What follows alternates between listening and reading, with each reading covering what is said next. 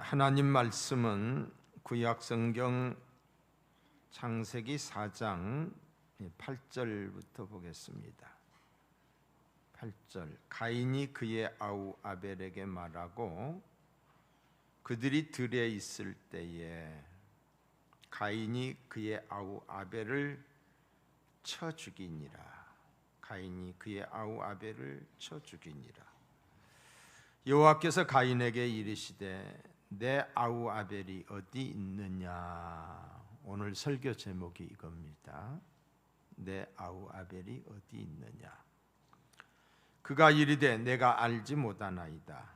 내가 내 아우를 지키는 자이니까. 이르시되 내가 무엇을 하였느냐. 내 아우의 핏소리가 땅에서부터 내게 호소하느니라. 땅이 그 입을 벌려 내 손에서부터 내 아우의 피를 받았은즉 내가 땅에서 저주를 받으리니 내가 밭을 갈아도 땅이 다시는 그 효력을 내게 주지 아니할 것이요 너는 땅에서 피하며 유리하는 자가 되리라. 가인이 여호와께 아뢰되 내 재벌이 지기가 너무 무거우니이다. 주께서 오늘 이 지면에서 나를 쫓아내시온즉 내가 주의 낯을 배우지 못하리니 내가 땅에서 피하며 유리하는 자가 될지라. 물은 나를 만나는 자마다 나를 죽이겠나이다. 여호와께서 그에게 이르시되 그렇지 아니하다.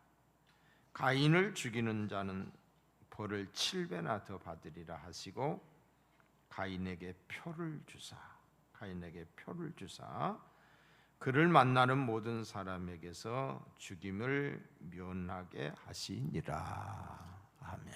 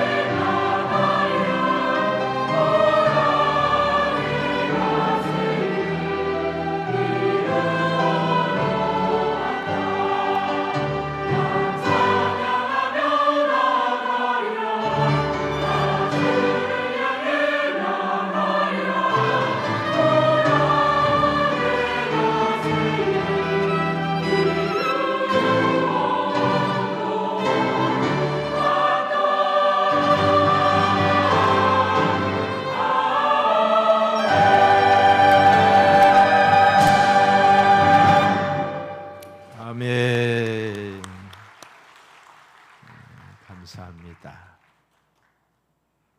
너무 고마워요. 다시 한번 박수.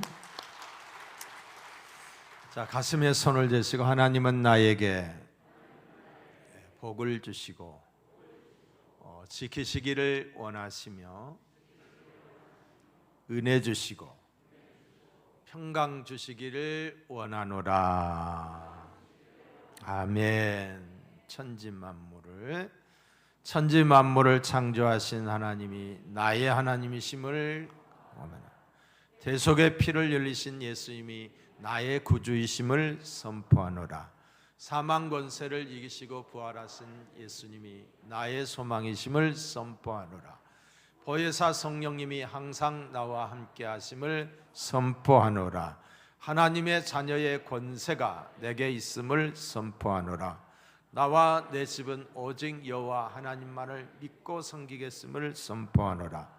100배의 축복과 1%의 구원이 나를 통하여 이루어질 것을 선포하노라. 아멘. 오늘 주의 전에 나오신 여러분 모두에게 하나님의 은혜와 평강이 함께하기를 축원합니다. 그리고 한 말씀도 여러분이 놓치지 마시고 나의 마음과 생각이 선포되는 말씀에 집중할 수 있기를 바랍니다. 제가 기도 많이 하고 준비한 설교이기 때문에 하나님이 은혜 주실 줄로 믿습니다. 여러분의 마음밭이 옥토가 되기를 축원합니다. 최초의 인간이었던 아담이 죄를 범하고 난 다음에 에덴의 동산에서 추방을 당하지요. 그리고 그들이 자식을 낳았는데 가인과 아벨을 낳게 됩니다. 그런데 그 두 자식들이 여호와 하나님께 제사를 드렸어요. 그런데 아벨의 제사는 하나님이 받으셨지만은 가인의 제사를 받지 않았습니다. 이는 하나님이 두 사람을 차별한 것이 아니었어요. 분명한 이유가 있었어요. 제가 지난주에 그 이유가 있다고 말을 했지요. 첫째는 정성을 다해서 드린 아벨의 제단과 그냥 되는 대로 드린 가인의 제단. 아벨은 첫것 모든 것 중에서 가장 좋은 것으로 여호와 하나님께 제사를 드렸다. 두 번째로는 믿음으로 드렸다고 그랬어요. 아벨은 하나님이 내 제사를 받으신다, 하나님께 드린다 라고 하는 분명하고 확실한 의식을 가지고 제사를 드렸는데, 그냥 가인은 말 그대로 의식이었어요. 그런 의식이 없이 그냥 아벨이 하니까 또 아버지가 했으니까 그냥 그대로 드린 거예요. 아벨은 믿음으로 드렸어요. 그런데 가인은 그렇지 않았다는 거지. 또 한 가지는 하나님이 가인 자체를 받지 않았어요. 가인 자체가 제물이 되지를 않았던 거예요. 그는 악한 자라고 그랬죠. 악한 그가 드리는 것을 하나님이 받지 않으신 거예요. 이런 차원에서 하나님이 제사를 받지 않으셨다는 사실이죠. 자, 오늘 저와 여러분이 지금 하나님께 예배를 드리고 있습니다. 똑같은 거예요. 하나님이 저와 여러분의 예배를 받으시기도 하고, 어떤 사람의 예배는 하나님이 거절하기도 하시는 줄로 믿습니다. 이 시간 우리가 드려지는 예배가 하늘 보좌에 상달되기를 주의 이름으로 축원합니다. 자, 여기 본문 4절에 보시면은 제사를 받지 않자 가인이 어때요? 얼굴색이 변했다고 그랬어요. 그리고 분했다라고 그랬어요. 4절에 보시면 그렇게 나와 있어요. 왜? 자기 제사를 안 받으시니까 얼굴색이 변하고 막 분한 마음, 그게 얼굴에 나타났던 거예요. 예, 하나님이 가인에게 말씀합니다. 그게 바로 7절이에요. 죄가 너를 원하나 너는 죄를 다스릴지니라. 저기서 이 죄라는 것을 인격화시키면 사탄이에요. 사탄이 너를 유혹하지만은 너는 사탄을 이길지니라. 하나님이 얼굴색이 변하고 분하여 하는 이 가인에게 책망과 충고, 권고를 하신 거예요. 그럼에도 불구하고 가인은 자기 동생 아벨을 죽이고 말았습니다. 무엇 때문에 죽였다고 생각하세요? 무엇 때문에? 시기심 때문에 죽인 거예요. 시기심. 가인이 생각을 했습니다. 너만 없으면, 아벨 너만 없으면 하나님이 내 제사를 받았을 텐데 아벨 너 때문이야. 그래서 하나님이 내 제사를 안 받은 거야. 문제의 원인을 동생에게 돌린 거예요. 너만 없으면, 네가 있으니까. 사실은 문제의 원인이 누구에게 있었어요? 자기 자신이 문제였던 거예요. 자기 자신이 하나님께 온전한 예배를 드리지 못했던 거예요. 남에게 책임을 전가하는 거죠. 그러면서 시기심이 발동한 거예요. 여러분, 이 시기심은 판단을 흐리게 합니다.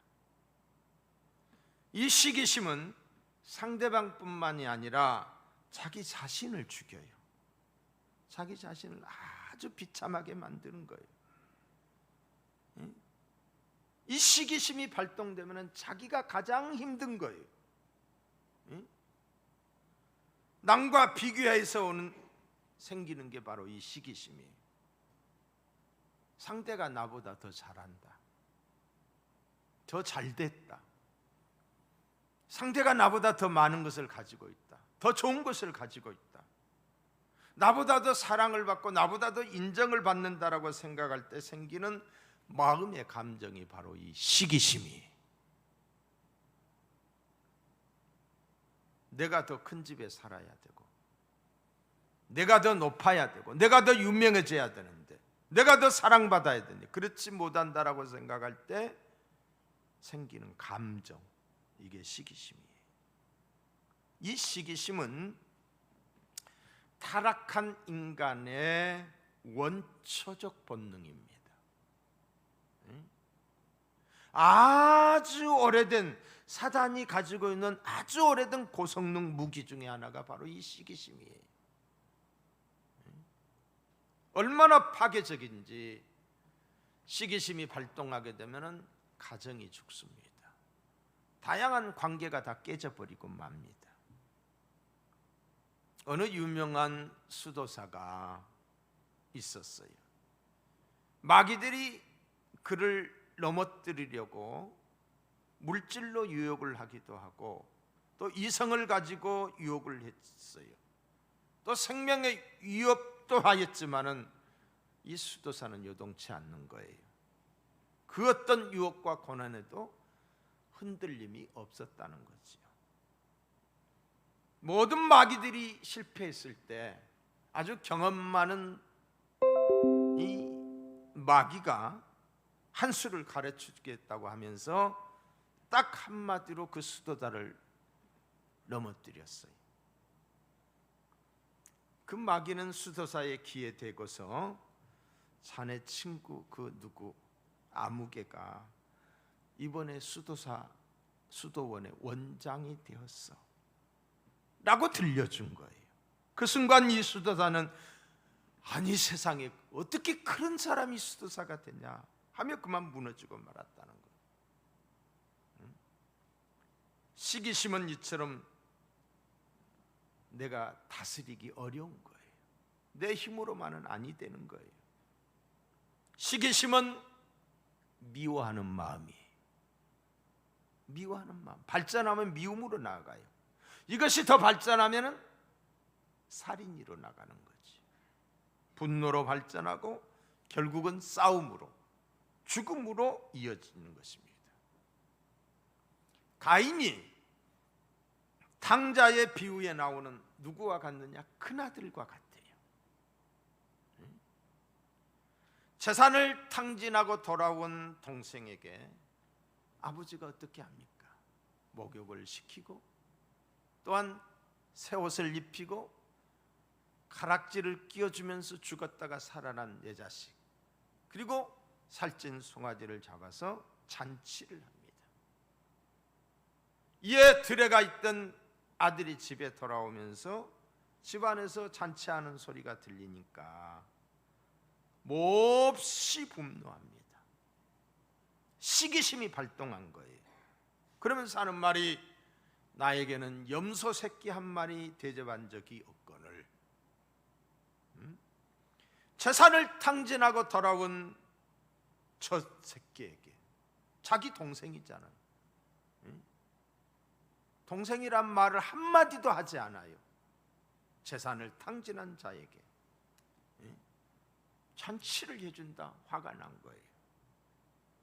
이런 형에게 아버지가 충고를 합니다.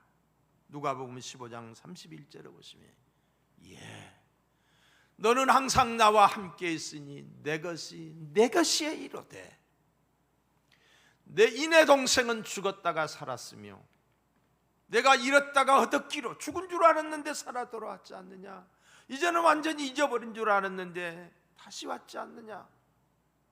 그래서 우리가 즐거워하고 기뻐하는 것이 마땅하지 않느냐? 큰 아들은 아버지의 소유가 다 자기 소유임을 모르고 있는 거예요. 자기가 얼마나 많은 것을 가지고 있는 것을 몰라요. 우리도 마찬가지예요. 평범한 일상이 얼마나 감사한 것인지 우리가 모르고 있는 거예요.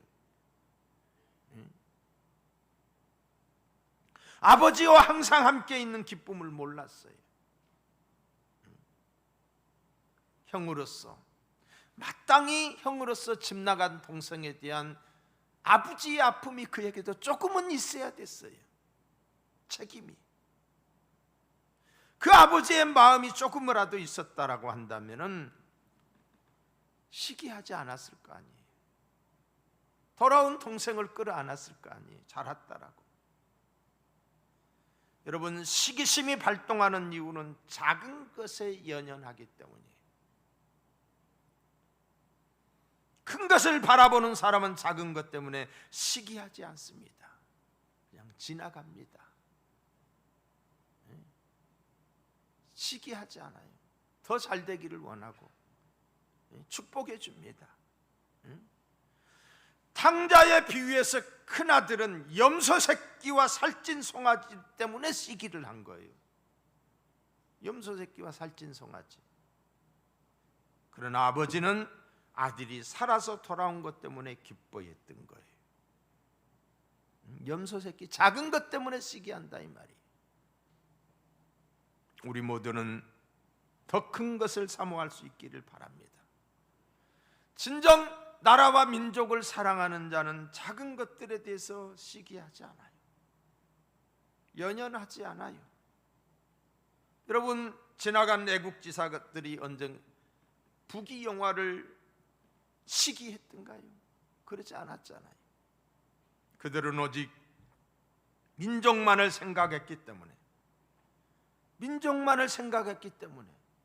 다른 것 때문에 시기하거나 그렇지 않았어요. 오직 나라, 오직 내 나라. 여러분, 우리는 오직 예수입니다.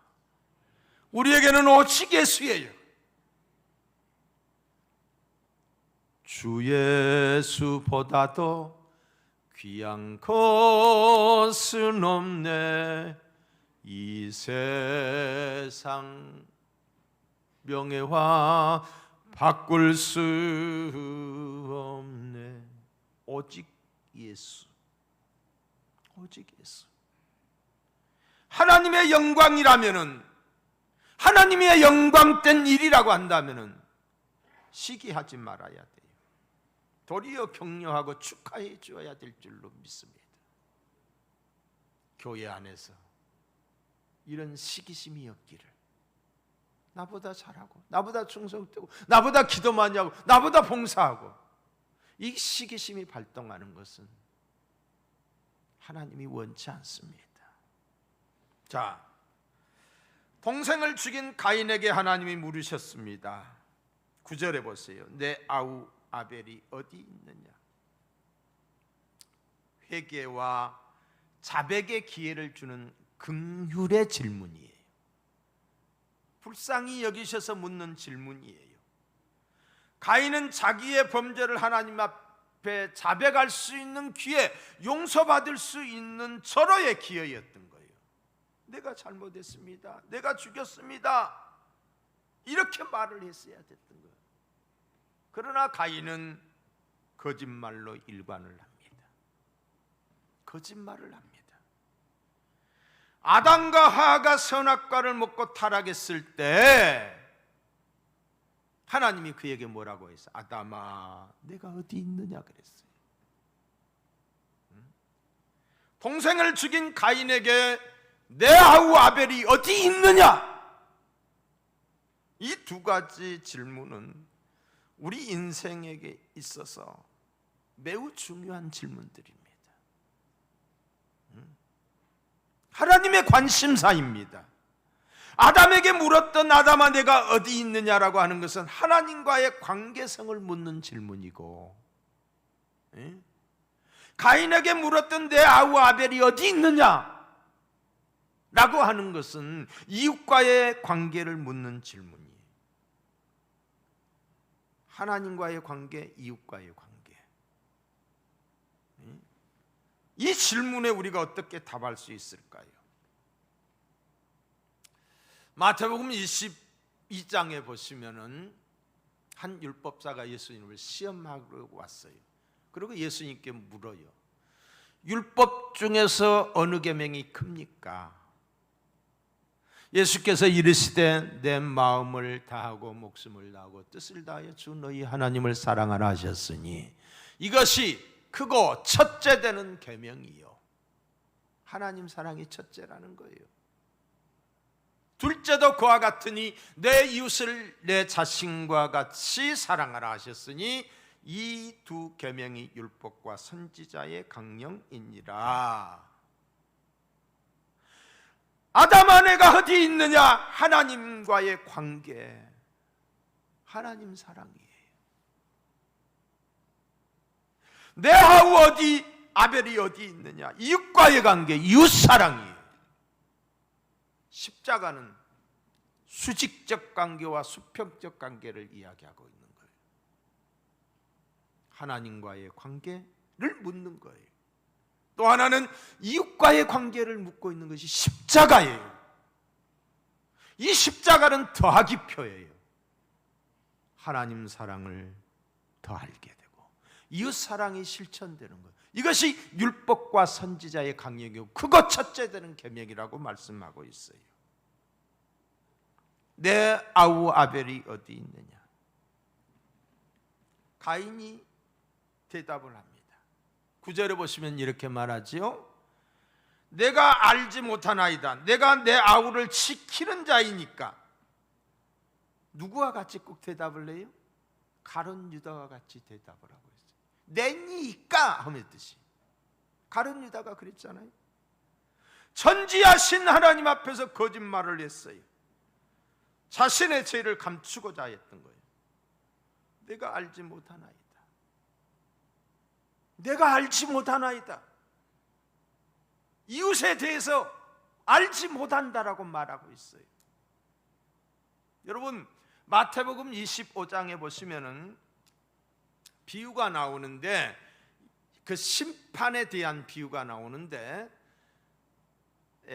영생에 이르는 양의 부리와 그리고 영원한 멸망에 이르는 염소의 부류로 나누는 그 심판의 말씀이 나옵니다. 근데 여기 이 심판의 기준이 뭐냐면은 헐벗고 굶주리고 목마르고 옥에 갇힌 소자에게 어떤 태도, 그런 이웃들에게 어떤 태도를 취했느냐는 거지요.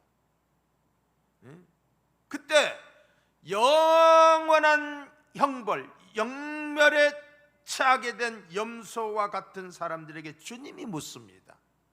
뭐라고 묻습니까? 그러니까 그들이 대답을 해요. 뭐라고 대답을 하느냐?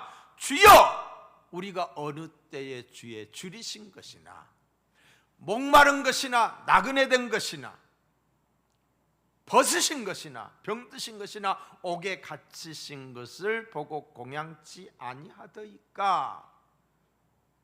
그런 적이 없다는 거예요. 그런 적 없다. 언제 우리가 그런 적이 있느냐? 그런 적 없다. 그때 임금이 가로되 지극히 작은 소자에게 하지 않는 것이 나에게 하지 아니한 것이다라고 말하고 있어요. 지극히 작은 소자, 이웃이지요. 이웃의 아픔을 알지 못했던 거예요. 이웃의 아픔을 보지 못했던 거예요. 보지 못한 이유는 뭐 때문이에요? 사랑하지 않기 때문에. 보이지 않는 거예요. 관심이 없으면 보이지 않아요. 사랑하지 않으면 관심이 없는 거예요. 보지 못한 것은 주변에 가난한 이웃이 없기 때문이 아니라 실상은 사랑하지 않았기 때문에, 가난으로, 외로움으로, 병으로 아파하고 있는데 그것이 보이지 않아요. 왜요? 왜? 사랑이 없기 때문이에요. 그런데 보지 못했다라고, 몰랐다라고 말하고 있어요. 자신이 문제인데, 가인처럼 뻔뻔하게 내가 내 이웃을 지키나이니까라고 도리어 항의하고 있는 거예요. 이웃을 사랑하는 눈이 열려지기를 주님의 이름으로 축복합니다. 보여지기를 축복합니다. 주님이 우리에게도 물을 거예요. 너 왜 그때 나에게 주지 않았니? 그때 왜 너 나 돌보지 않았니? 언제요? 제가 언제 그랬어요? 주님이 말씀하실 거예요. 이 작은 소자에게 하지 않았던 것이 바로 내게 하지 않았던 것이다. 그러면서 나는 몰랐다고요? 모른다고요? 이웃을 사랑하는 긍휼의 눈이 열리기를 주의 이름으로 축복합니다. 아벨은 아무도 모르는 곳에서 죽임을 당했습니다. 정말 아무도 몰랐을까요? 아니라는 것이. 사람들은 모를 수 있지만은 하나님의 귀에는 그 소리가 어떤 소리보다도 크게 들렸던 거예요. 자, 10절을 보세요. 내 아우의 핏소리가 땅에서부터 내게 호소하느니라. 하나님이 보고 듣고 알고 계셨어요. 하나님이 보고 듣고 알고 계셨어요. 하나님이 우리의 일거수일투족, 우리의 앉고 일어섬을 알고 계시고 보고 계시고 듣고 계신다. 이게 믿음이에요. 시편 139편에 보시면은 주께서 나의 앉고 일어섬을 아시며 멀리서도 나의 생각을 통촉하시오며 나의 길과 눕는 것을 감찰하시며 나의 모든 행위를 익히 아시오니 여호와여, 나의 혀의 말을 알지 못하는 것이 하나도 없으시리이다. 이게 우리가 믿는 하나님이셔요. 예수님의 비유 가운데 부자와 거지 나사로의 비유가 있습니다. 부자는 이름이 없어요. 그냥 부자예요. 하나님이 그 존재 자체를 인정하지 않는다는 거지. 그냥 부자예요. 그냥 부자. 그런데 거지는 이름이 있어요. 나사로예요. 그 이름의 뜻은 하나님의 은혜라는 뜻을 가지고 있어요. 나사로. 하나님이 비록 그가 병들고 가난하게 살고 있지만은 하나님이 인정하는 사람이.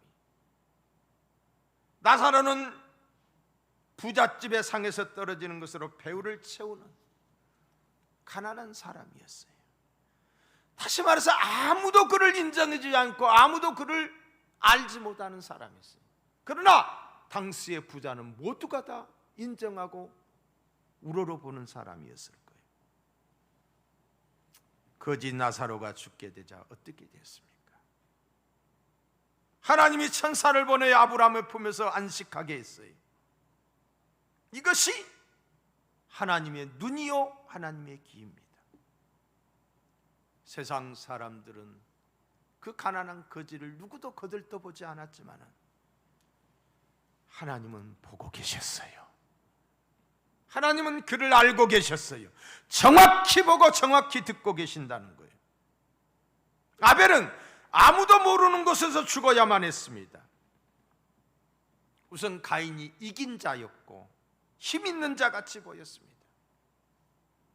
그러나 예수님의 평가는 아벨에 대해서 마태복음 23장에 보시면은 의인 아벨이라고 부르고 계셔요. 이것이 하나님의 판단입니다. 하나님의 정확한 판단입니다. 우리는 저 사람이 부자이니까, 우리는 저 사람이 명예를 갖고 있으니까 우리는 그를 우러러보지만은 하나님의 관점은 그는 존재 자체가 없는 거예요. 그러나 비록 어렵게 살고 있지만은 하나님의 은혜를 구하는 그 나사로 그를 바라보시고 하나님이 그를 책임져 주시는 것을 보게 돼요. 이것이 하나님의 판단이에요. 우리의 고통과 눈물을 하나님께서 모르신다고 불평하지 마십시오. 나의 억울함도 말입니다. 하나님이 그날에 시시비비를 가려주실 것이고 그 눈의 눈물을 닦아주실 줄로 믿습니다. 하나님의 위로가 있을 줄로 믿습니다. 자, 11절과 12절을 봅니다. 죄에 따르는 형벌이에요. 땅이 그 입을 벌려 내 손에서부터 내 아우의 피를 받았은즉 내가 땅에서 저주를 받으리니 내가 밭을 깔아도 땅이 다시는 그 효력을 내게 주지 아니할 것이요 너는 땅에서 피하며 유리하는 자가 되리라. 가인의 범죄로 땅은 더욱 저주를 받아 황폐할 대로 황폐해. 여러분, 아담의 범죄로 인해서 땅이 엉겅퀴를 넣고 가시덤불을 냈다고 저주를 받게 됐던 거예요. 그런데 이 가인의 죄가 더해지자 더 황폐해졌다는 거지요. 이런 땅을 가리켜서 우리는 뭐라고 그러죠? 사막화라고 그러죠. 생명이 존재할 수 없다는 거지요. 농사를 지을 수 없다는 거지요. 씨를 뿌릴 수 없다는 거지요. 여기 이 사막은 영적으로 범죄한 심령의 상태를, 우리의 마음밭을 이야기하고 있는 거예요.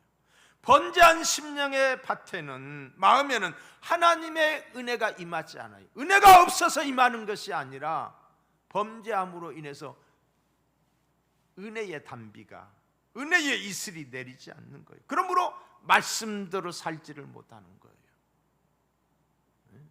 목사라 할지라도 은혜의 단비가 차단이 되면은, 죄 속에 있어서 은혜의 단비가 차단이 되면은 아무것도 현상이 나타나지 않는다는 거예요. 기도가 나오지 않아요. 능력도 기쁨도 없어요.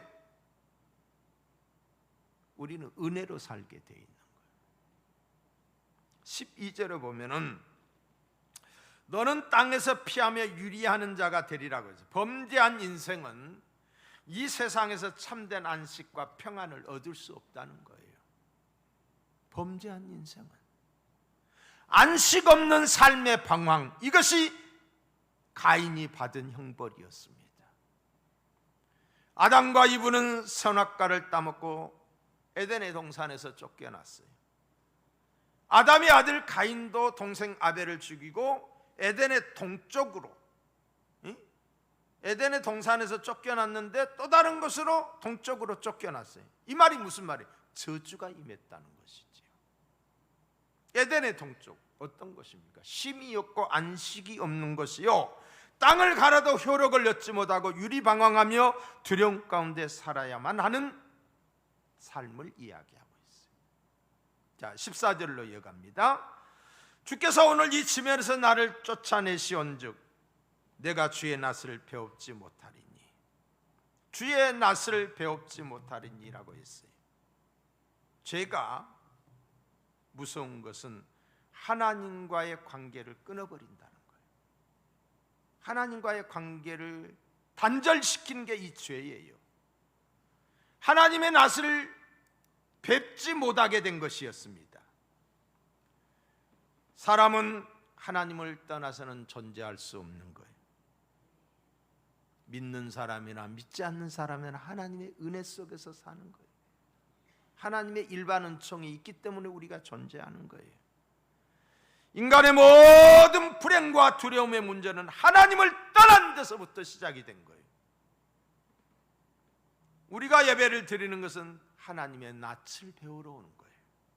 하나님의 낯을, 하나님께 예배 드리는 거 하나님의 낯을 배우는 거예요. 예배를 통해 하나님의 낯을 배우는 것이야말로 축복인 줄로 믿습니다. 회복이에요. 자, 14절을 볼까요? 내가 땅에서 피하며 유리하는 자가 될지라 물은 나를 만나는 자마다 나를 죽이겠나이다. 가인은 자기를 만나는 사람이 자기를 죽일 것이라고 말하고 있습니다. 가인은 죄를 용서받지 못한 상태에서 불안에 떨고 시달리고 있다는 것을 표현하고 있는 거예요.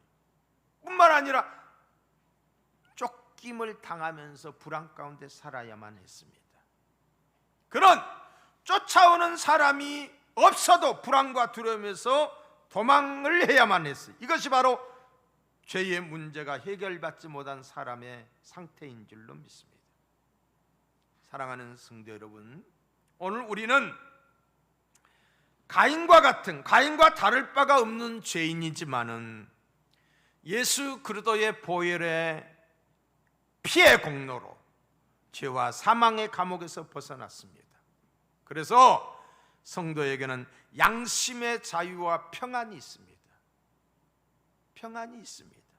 주님께서 주시는 참된 안식과 평안과 자유가 우리 속에 있어지기를 주님의 이름으로 축원합니다. 마지막으로 가인의 표예요. 가인의 표.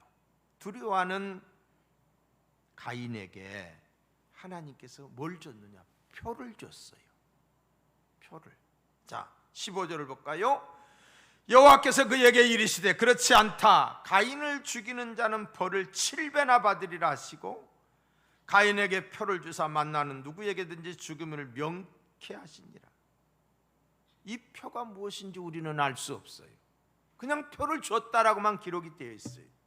그러나 분명하고 확실한 사실은 이것이 가인이 비록 살인죄인이라 할지라도 누구도 그를 죽이거나 보복해서는 안 된다는 것에 표를 주신 거예요. 너를 죽이는 자는 7배나 더 할 것이다. 가중처벌을까지 한 거예요. 가인이 받은 표는 소설 주홍골 씨의 가늠한 여인의 가슴에 새겨진 A라는 글자와 같은 것일까요? 알 수는 없어요. 왜? 성경에 명시가 되어져 있지 않기 때문에. 그러나 분명한 사실은 기생 라합이 여리고성이 점령될 때에 약속을 했잖아요. 문에다가 붉은 줄을 내어뜨려라. 붉은 줄, 그게 표시였어요. 그래서 그 집이 안전했어요. 6월절 여호와의 밤에 이스라엘 민족들이 출애굽할 때에 문설주와 인지방에 양의 피를 바르라고 그랬어요. 그것이 표였어요. 그 피가 발라져 있던 집들은 죽음의 사자가 지나갔어요. 또는 에스겔서 9장이나 계시록 9장 4절에 있는 이마에 받은 표, 인과 같은 거, 인.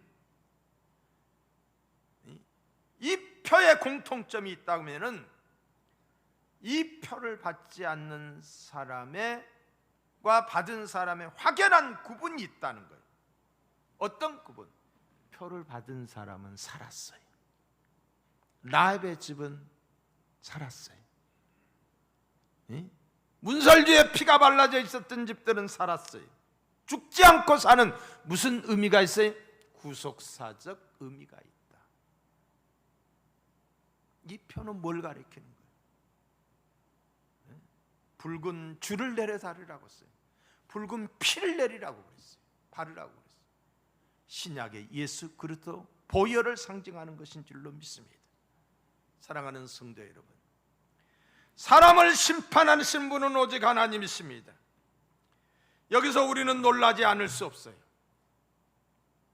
살인자에게 죽음의 심판을 내리기는커녕 표를 주셨어요.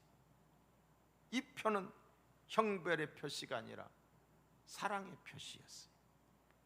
내가 너를 결코 포기하지 않겠다는 은총의 선언이었어요. 아담과 하와가 선악과를 따먹는 죄를 범했음에도 불구하고 당장 죽게 하지 아니하시고 그에게 가죽옷을 지어서 입히셨어요. 죄인을 향한 하나님의 사랑입니다. 하나님의 사랑이 살인자 가인에게 부어지고 있어요. 하나님께서 가인에게 표를 주신 이 표는 억만 인류 모든 죄인들에게 주실 구원의 표를 예시하는데, 그 표는 바로 예수 그리스도의 보혈을 상징하는 줄로 믿습니다. 보혈을. 어떤 죄인도 예수 그리스도의 보혈의 피공로를 믿고 의지하면 깨끗함을 받을 수 있습니다. 그리스도의 보혈로 제사함을 받은 성도는 더 이상 심판을 받지 않습니다. 오늘 우리 모두는 어린 양 예수 그리스도의 피로서 구속함을 받았습니다. 더 이상 우리에게 심판은 없습니다. 구약에 나타난 가죽은 아담에게 주셨던, 가인에게 주셨던 표, 예수 그리스도를 상징하고 있는 거예요. 예수 그리스도, 이게 구속사예요. 사랑하는 성도 여러분, 여전히 우리가 죄인이에요. 우리의 현주소는 여전히 죄인이에요. 그럼에도 불구하고 우리가 하나님 앞에 자유할 수 있는 것은 바로 이 예수님의 보혈의 피 때문인 줄로 믿습니다. 날마다 이 보혈의 피 공로를 의지하고, 가인과 같이 내가 모른다라고 거짓말을 하는 것이 아니라 바로 납니다. 내가 죄인입니다. 죄 때문입니다. 누구에게 책임 전가를 하거나 시기하지 말고 우리의 잘못을 신함으로 국가적 책임을 다하고 하나님의 자녀로서의 책임을 다하는 빛과 소금 된 저와 여러분이 될 수 있기를 주님의 이름으로 축원을 드립니다. 기도하시겠어요? 살아 역사하시는 좋으신 아버지, 좋으신 아버지, 내가 곧 가인은 아닌지요. 축복하기보다는, 인정하기보다는 시기하고 질투하고 미워하고, 주님, 내가 그는 아닌지요. 솔직하지 못하고 핑계대는 나는 아닌지요. 내 이웃에 대하여 나는 모른다고, 몰랐다고 우리 주위에 많은 이웃들이 있지만 내게 사랑이 없어서 보이지 않고 주님 가르침을 실천하지 못하는 저희들 불쌍히 여기시옵소서. 그럼에도 불구하고 우리 하나님이 우리에게 표를 주셔서, 예수 그리스도를 주셔서 그 예수 그리스도를 믿음으로 구원에 이르고 하나님의 자녀가 되게 하시고 자녀됨의 복을 알아가여 주신 것을 감사합니다. 하나님, 예수 잘 믿기 원합니다. 예수 잘 믿기 원합니다. 우리 주님 지금보다 더 사랑하기를 원합니다. 우리의 삶이 형식만 있는 것이 아니라 내용이 알찬 참된 그리스도인들이 되게 하여 주시옵소서.